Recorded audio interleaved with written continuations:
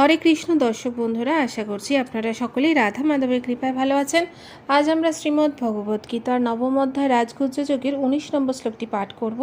এর সাথে সাথে অনুবাদ এবং তাৎপর্য বিশ্লেষণ করব। আসুন তবে শুরু করা যাক। তপামি অহমম বর্ষম নির্গৃহামি উৎসৃজামি চ অমৃতম চৈব মৃত্যুশ্চ সচ্চাহম অর্জুনা। অনুবাদ: হে অর্জুন, আমি তাপ প্রদান করি এবং আমি বৃষ্টি আকর্ষণ ও বর্ষণ করি। আমি অমৃত এবং আমি মৃত্যু, জড় ও চেতন উভয়ই আমার মধ্যে স্থিত। তাৎপর্য: ভগবান শ্রীকৃষ্ণ তার বিবিধ শক্তি বিদ্যুৎ ও সূর্যের মাধ্যমে তাপ ও আলোক বিকিরণ করেন। গ্রীষ্ম ঋতুতে তিনি বৃষ্টিকে আকাশে ধারণ করে রাখেন, আবার বর্ষা ঋতুতে তিনি অবিরামভাবে প্রবল বর্ষণ করেন। যে শক্তি আমাদের আয়ুকে পরিবর্ধিত করে আমাদের বাঁচিয়ে রাখে, তাও শ্রীকৃষ্ণেরই শক্তি। জীবনের অন্তেও শ্রীকৃষ্ণ মৃত্যুরূপে আমাদের সামনে উপস্থিত হন।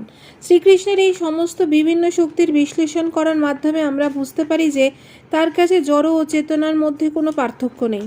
পক্ষান্তরে বলা যেতে পারে যে জড় ও চেতন উভয়ই তার প্রকাশ। তাই ভগবান শ্রীকৃষ্ণের কৃষ্ণ ভাবনাময় অতি উন্নত স্তরে এই রকম পার্থক্য আর থাকে না।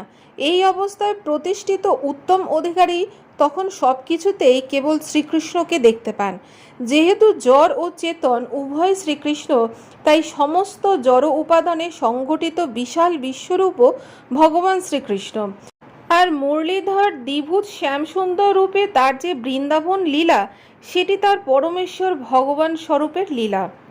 তাহলে দর্শক বন্ধুরা, এই ছিল আমাদের শ্রীমদ্ ভগবত গীতার নবম অধ্যায় রাজগুজ্জ যোগের 19 নম্বর শ্লোকের তাৎপর্য।